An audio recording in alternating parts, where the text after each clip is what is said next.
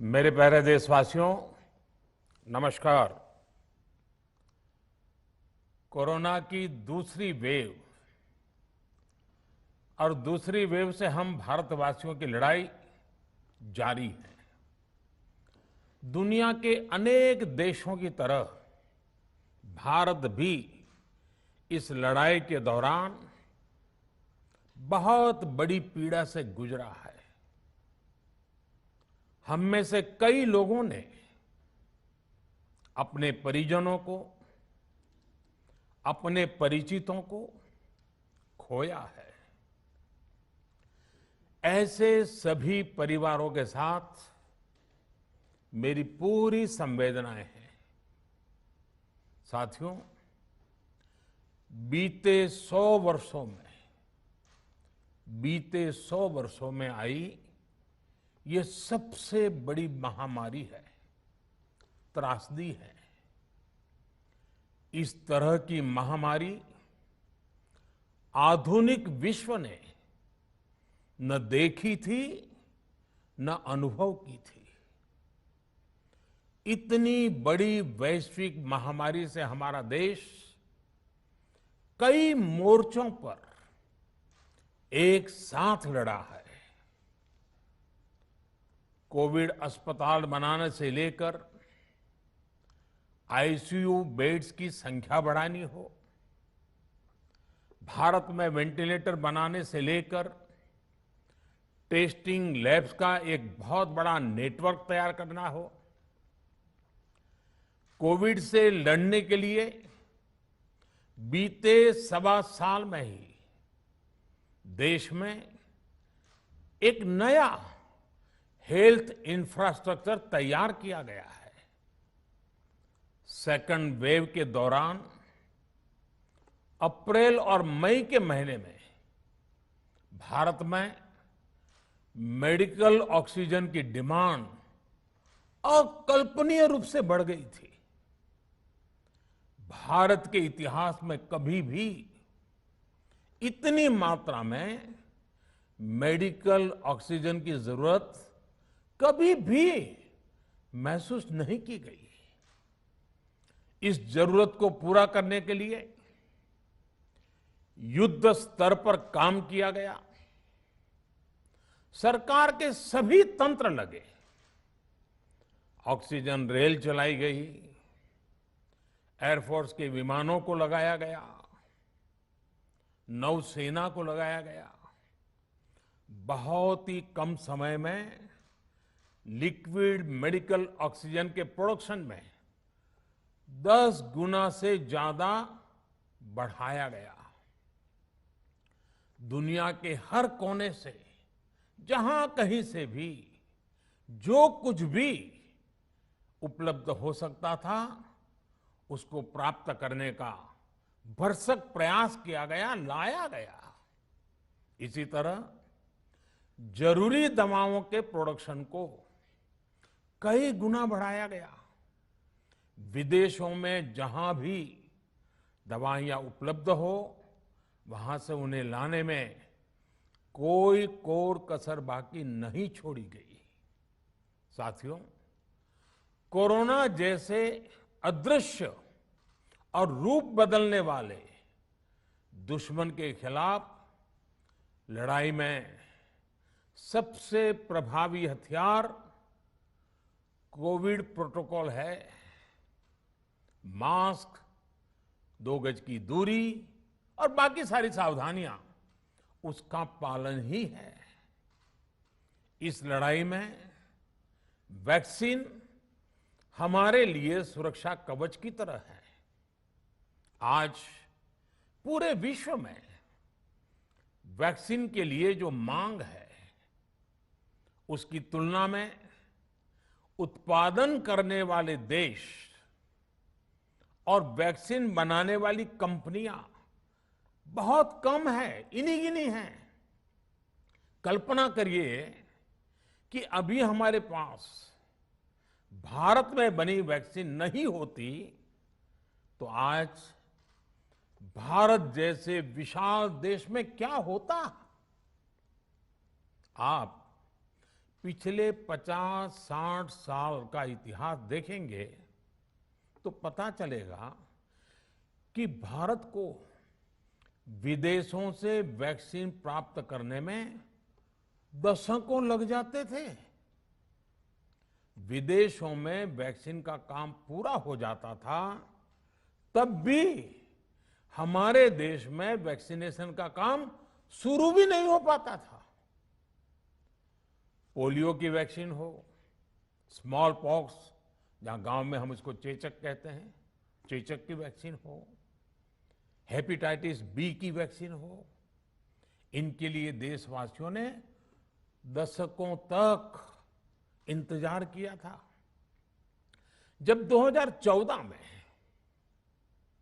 देशवासियों ने हमें सेवा का अवसर दिया, तो भारत में वैक्सीनेशन का कवरेज 2014 में भारत में वैक्सीनेशन का कवरेज सिर्फ 60% के आसपास था, 60% के आसपास था। और हमारी दृष्टि में ये बहुत चिंता की बात थी। जिस रफ्तार से भारत का टीकाकरण कार्यक्रम चल रहा था, उस रफ्तार से देश को 100% टीकाकरण कवरेज का लक्ष्य हासिल करने में करीब करीब 40 साल लग जाते हैं। हमने इस समस्या के समाधान के लिए मिशन इंद्रधनुष को लॉन्च किया। हमने तय किया कि मिशन इंद्रधनुष के माध्यम से युद्ध स्तर पर वैक्सीनेशन किया जाएगा और देश में जिसको भी वैक्सीनेशन की जरूरत है उसे वैक्सीन देने का प्रयास होगा। हमने मिशन मोड में काम किया और सिर्फ 5-6 साल में ही वैक्सीनेशन कवरेज 60% से बढ़कर 90% से भी ज्यादा हो गई। 60 से 90, यानी हमने वैक्सीनेशन की स्पीड भी बढ़ाई और दायरा भी बढ़ाया। हमने बच्चों को कई जानलेवा बीमारियों से बचाने के लिए भारत के टीकाकरण अभियान का हिस्सा बना दिया। हमने इसलिए किया क्योंकि हमें हमारे देश के बच्चों की चिंता थी, गरीब की चिंता थी, गरीब के उन बच्चों की चिंता थी जिन्हें कभी टीका लग ही नहीं पाता था। हम 100% टीकाकरण कवरेज की तरफ बढ़ रहे थे कि कोरोना वायरस ने हमें घेर लिया। देश ही नहीं, दुनिया के सामने फिर पुरानी आशंकाएं घिरने लगी कि अब भारत कैसे इतनी बड़ी आबादी को बचा पाएगा। लेकिन साथियों, जब नीयत साफ होती है, नीति स्पष्ट होती है, निरंतर परिश्रम होता है, तो नतीजे भी मिलते हैं। हर आशंका को दरकिनार करके भारत ने 1 साल के भीतर ही एक नहीं बल्कि 2 made in India vaccine launch कर दी। हमारे देश ने, देश के वैज्ञानिकों ने ये दिखा दिया कि भारत बड़े बड़े देशों से पीछे नहीं है। आज जब मैं आपसे बात कर रहा हूं तो देश में 23 करोड़ से ज्यादा वैक्सीन की डोज दी जा चुकी है। 23 करोड़। साथियों, हमारे यहां कहा जाता है, विश्वासेन सिद्धिः, विश्वासेन सिद्धिः, अर्थात हमारे प्रयासों में हमें सफलता तब मिलती है जब हमें स्वयं पर विश्वास होता है। हमें पूरा विश्वास था कि हमारे वैज्ञानिक बहुत ही कम समय में वैक्सीन बनाने में सफलता हासिल कर लेंगे।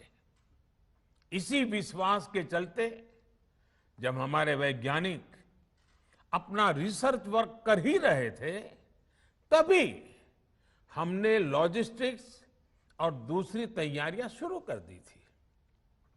आप सब भली भांति जानते हैं कि पिछले साल यानी 1 साल पहले, पिछले साल अप्रैल में जब कोरोना के कुछ ही हजार केस थे, उसी समय वैक्सीन टास्क फोर्स का गठन कर दिया गया था। भारत के लिए वैक्सीन बनाने वाली कंपनियों को सरकार ने हर तरह से सपोर्ट किया। वैक्सीन निर्माताओं को क्लिनिकल ट्रायल में मदद की गई, रिसर्च और डेवलपमेंट के लिए जरूरी फंड दिया गया। हर स्तर पर सरकार उनके साथ कंधे से कंधा मिलाकर चली। आत्मनिर्भर भारत पैकेज के तहत मिशन कोविड सुरक्षा के माध्यम से भी उन्हें हजारों करोड़ रुपए उपलब्ध कराए गए। पिछले काफी समय से देश लगातार जो प्रयास और परिश्रम कर रहा है, उससे आने वाले दिनों में वैक्सीन की सप्लाई और भी ज्यादा बढ़ने वाली है। आज देश में 7 कंपनियां विभिन्न प्रकार की वैक्सीन का प्रोडक्शन कर रही है।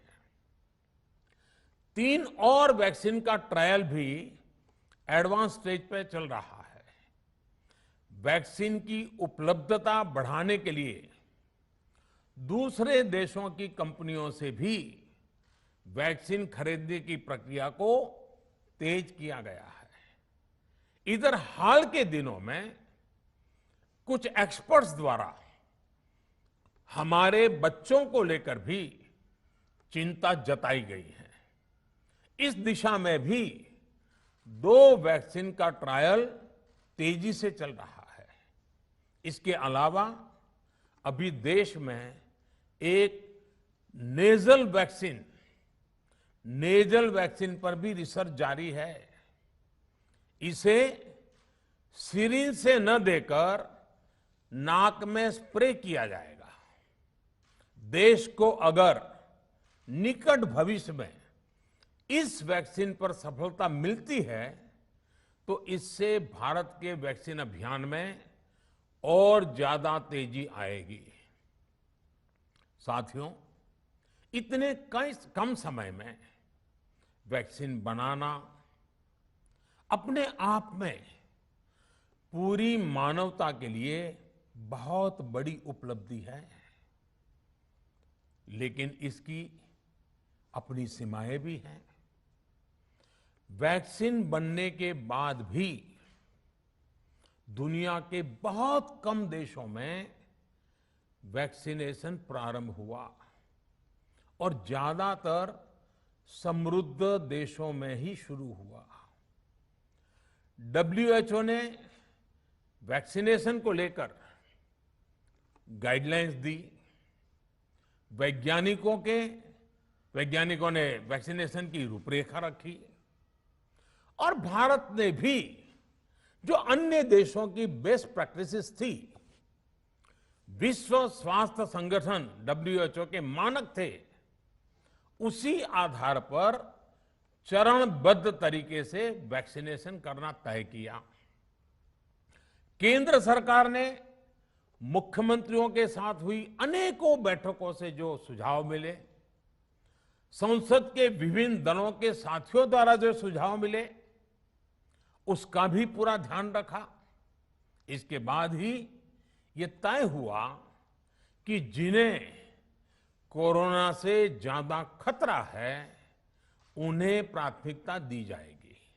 इसलिए ही हेल्थ वर्कर्स, फ्रंटलाइन वर्कर्स, 60 वर्ष की आयु से ज्यादा के नागरिक, बीमारियों से ग्रसित 45 वर्ष से ज्यादा आयु के नागरिक, इन सभी को वैक्सीन पहले लगनी शुरू हुई है। आप कल्पना कर सकते हैं कि अगर कोरोना की दूसरी वेव से पहले हमारे फ्रंटलाइन वर्कर्स को वैक्सीन नहीं लगी होती तो क्या होता। सोचिए, हमारे डॉक्टर्स, नर्सिंग स्टाफ को वैक्सीन ना लगी तो क्या होता। अस्पतालों में सफाई करने वाले हमारे भाई बहनों को, एम्बुलेंस के हमारे ड्राइवर्स भाई बहनों को वैक्सीन ना लगी होती तो क्या होता। ज्यादा से ज्यादा हेल्थ वर्कर्स को वैक्सीनेशन होने की वजह से ही वो निश्चिंत होकर दूसरों की सेवा में लग पाए, लाखों देशवासियों का जीवन बचा पाए। लेकिन देश में कम होते कोरोना के मामलों के बीच केंद्र सरकार के सामने अलग अलग सुझाव भी आने लगे, भिन्न भिन्न मांगे होने लगी। पूछा जाने लगा, सब कुछ भारत सरकार ही क्यों तय कर रही है, राज्य सरकारों को छूट क्यों नहीं दी जा रही है, राज्य सरकारों को लॉकडाउन की छूट क्यों नहीं मिल रही है, one size does not fit all जैसी बातें भी कही गई। दलील ये दी गई कि संविधान में चूंकि हेल्थ, आरोग्य प्रमुख रूप से राज्य का विषय है, इसलिए अच्छा है कि सब राज्य ही करें।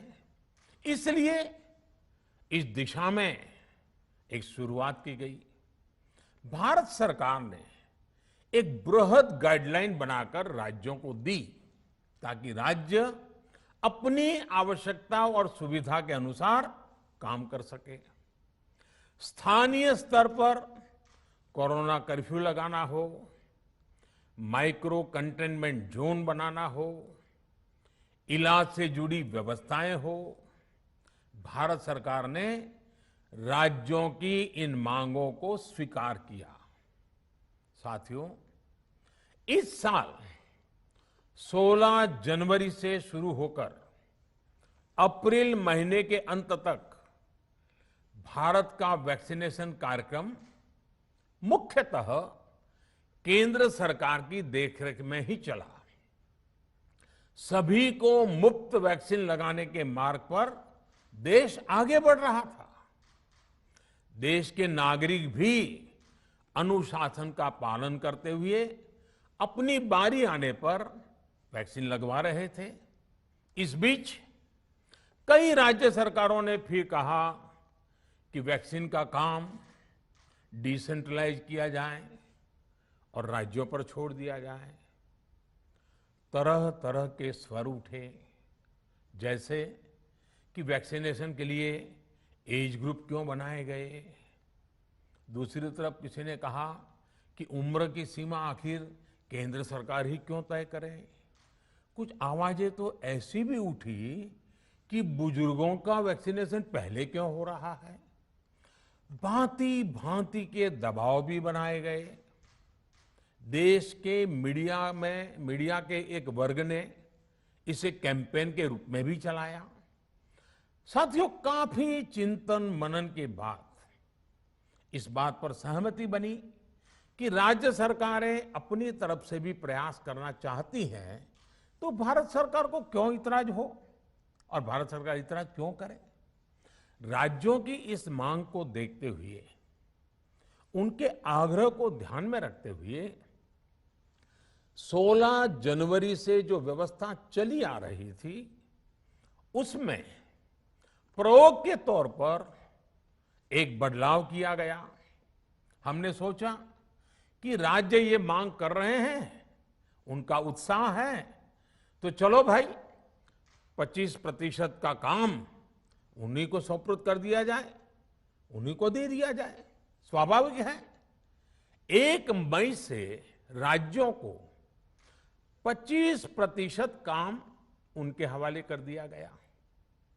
उसे पूरा करने के लिए उन्होंने अपने अपने तरीके से प्रयास भी किए।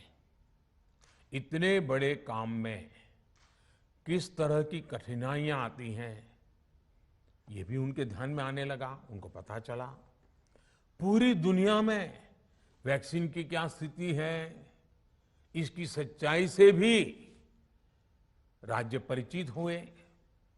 और हमने देखा एक तरफ मई में सेकेंड वेव, दूसरी तरफ वैक्सीन के लिए लोगों का बढ़ता रुझान, और तीसरी तरफ राज्य सरकारों की कठिनाइयां। मई में 2 सप्ताह बीतते बीतते कुछ राज्य खुले मन से ये कहने लगे कि पहले वाली व्यवस्था ही अच्छी थी। धीरे धीरे इसमें कई राज्य सरकारें जुड़ती चली गई। वैक्सीन का काम राज्यों पर छोड़ा जाए, जो इसकी वकालत कर रहे थे उनके विचार भी बदलने लगे। एक अच्छी बात रही कि समय रहते राज्य पुनर्विचार की मांग के साथ फिर आगे आए। राज्यों की इस मांग पर हमने भी सोचा कि देशवासियों को तकलीफ ना हो, सुचारू रूप से उनका वैक्सीनेशन हो। इसके लिए 1 मई के पहले वाली, यानी 1 मई के पहले 16 जनवरी से अप्रैल अंत तक जो व्यवस्था थी, पहले वाली पुरानी व्यवस्था को फिर से लागू किया जाए। साथियों, आज ये निर्णय लिया गया है कि राज्यों के पास वैक्सीनेशन से जुड़ा जो 25% काम था, उसकी जिम्मेदारी भी भारत सरकार उठाएगी। ये व्यवस्था आने वाले 2 सप्ताह में लागू की जाएगी। इन 2 सप्ताह में केंद्र और राज्य सरकारें मिलकर नई गाइडलाइंस के अनुसार आवश्यक तैयारी कर लेंगी।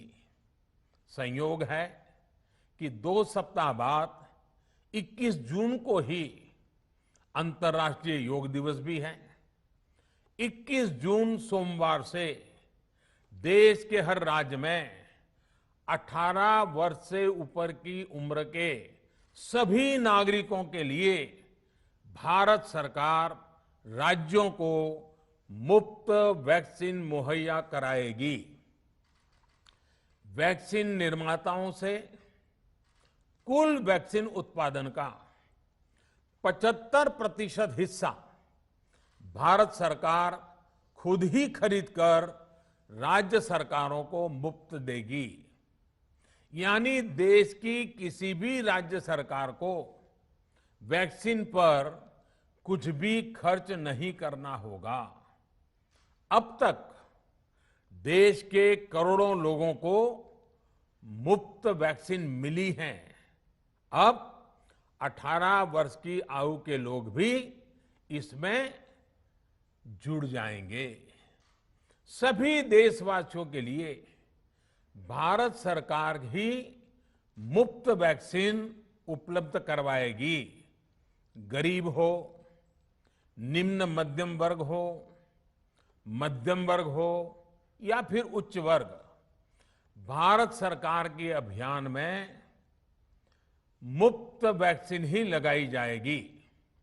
हां, जो व्यक्ति मुफ्त में वैक्सीन नहीं लगवाना चाहते, प्राइवेट अस्पताल में वैक्सीन लगवाना चाहते हैं, उनका भी ध्यान रखा गया है।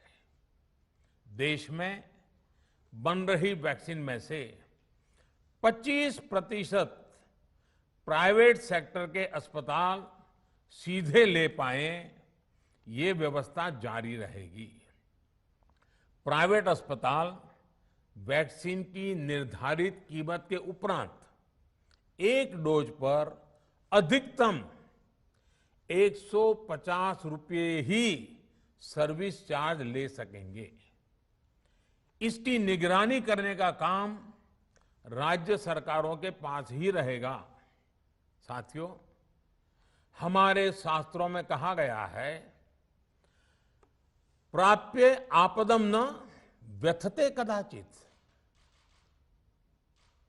उद्योगम अनु इच्छति चा प्रमत्तः, अर्थात विजेता आपदा आने पर उससे परेशान होकर हार नहीं मानते, बल्कि उद्यम करते हैं, परिश्रम करते हैं और परिस्थिति पर जीत हासिल करते हैं।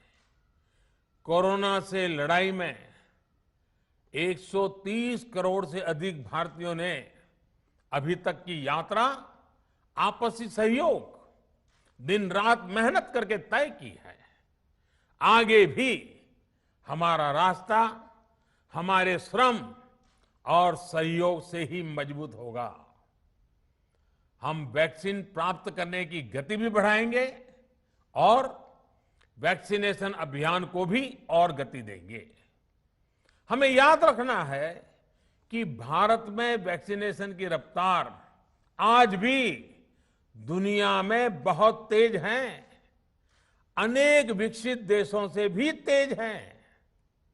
हमने जो टेक्नोलॉजी प्लेटफॉर्म बनाया है कोविन, उसकी भी पूरी दुनिया में चर्चा हो रही है।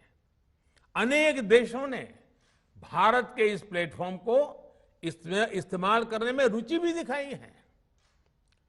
हम सब देख रहे हैं कि वैक्सीन की एक एक डोज कितनी महत्वपूर्ण है। हर डोज से एक जिंदगी जुड़ी हुई है। केंद्र सरकार ने ये व्यवस्था भी बनाई है कि हर राज्य को कुछ सप्ताह पहले ही बता दिया जाएगा कि उसे कब कितनी डोज मिलने वाली है। मानवता के इस पवित्र कार्य में वाद विवाद और राजनीतिक छींटाकशी से ऐसी बातों को कोई भी अच्छा नहीं मानता है। वैक्सीन की उपलब्धता के अनुसार पूरे अनुशासन के साथ वैक्सीन लगती रहे, देश के हर नागरिक तक हम पहुंच सके, ये हर सरकार, हर जनप्रतिनिधि, हर प्रशासन की सामूहिक जिम्मेदारी है।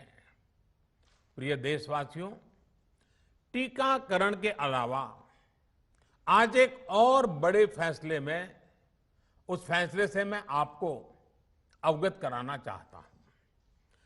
पिछले वर्ष जब कोरोना के कारण लॉकडाउन लगाना पड़ा था, तो प्रधानमंत्री गरीब कल्याण अन्न योजना के तहत 8 महीने तक 80 करोड़ से अधिक देशवासियों को मुफ्त राशन की व्यवस्था हमारे देश ने की थी। इस वर्ष भी दूसरी वेव के कारण मई और जून के लिए भी इस योजना का विस्तार किया गया था। आज सरकार ने फैसला लिया है कि प्रधानमंत्री गरीब कल्याण अन्न योजना को अब दीपावली तक आगे बढ़ाया जाएगा। महामारी के इस समय में सरकार गरीब की हर जरूरत के साथ उसका साथी बनकर खड़ी है। यानी नवंबर तक 80 करोड़ से अधिक देशवासियों को हर महीने तय मात्रा में मुफ्त अनाज उपलब्ध होगा। इस प्रयास का मकसद यही है कि मेरे किसी भी गरीब भाई बहन को, उसके परिवार को भूखा सोना ना पड़े।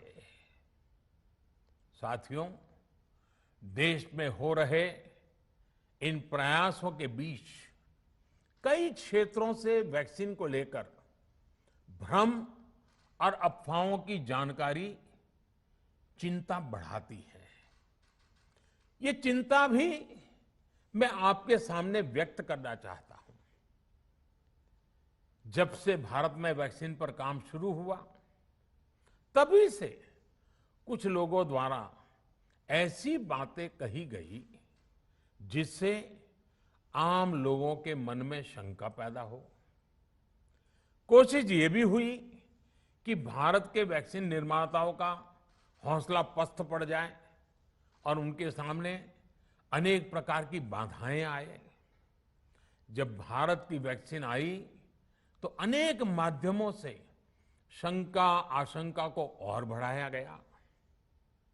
वैक्सीन न लगवाने के लिए भांति भांति के तर्क प्रचारित किए गए। इन्हें भी देश देख रहा है। जो लोग वैक्सीन को लेकर आशंका पैदा कर रहे हैं, अफवाहें फैला रहे हैं, वो भोले भाले भाई बहनों के जीवन के साथ बहुत बड़ा खिलवाड़ कर रहे हैं। ऐसी अफवाहों से सतर्क रहने की जरूरत है। मैं भी आप सबसे, समाज के प्रबुद्ध लोगों से, युवाओं से अनुरोध करता हूं कि आप भी वैक्सीन को लेकर जागरूकता बढ़ाने में सहयोग करें। अभी कई जगहों पर कोरोना कर्फ्यू में ढील दी जा रही है, लेकिन इसका मतलब ये नहीं कि हमारे बीच से कोरोना चला गया है। हमें सावधान भी रहना है और कोरोना से बचाव के नियमों का भी सख्ती से पालन करते रहना है। मुझे पूरा विश्वास है हम सब कोरोना से इस जंग में जीतेंगे। भारत कोरोना से जीतेगा। इन्हीं शुभकामनाओं के साथ आप सभी देशवासियों का बहुत बहुत धन्यवाद।